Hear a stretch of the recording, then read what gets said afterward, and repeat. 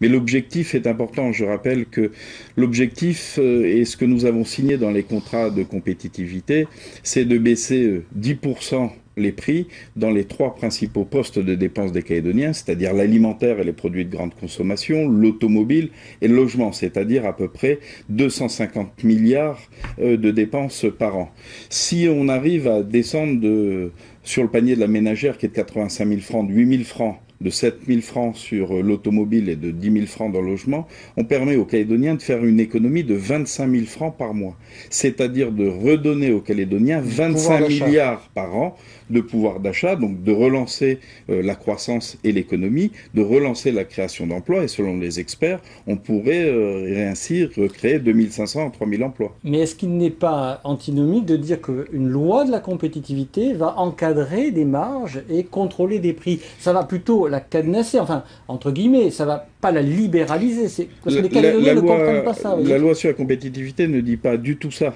Elle dit la priorité, c'est de signer des contrats de compétitivité. Et si, et seulement si, on n'aboutit pas au terme de 2 ans encore de négociations, effectivement, à ce moment-là, la loi sera obligée de cadrer la règle, et c'est-à-dire, qui est simple, hein, c'est de dire les entreprises devront retirer de leur prix de revient les taxes qui ont été supprimées et elles devront garder les mêmes taux de marge.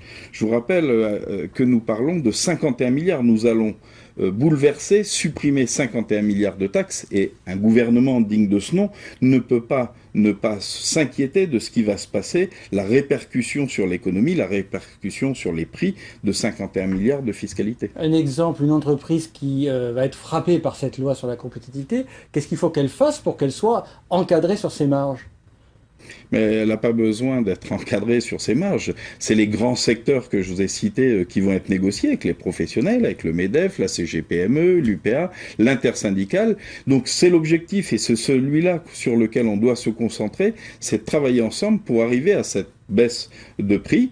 Et à ce moment-là, l'article 19, où le gel des marges, n'interviendra pas.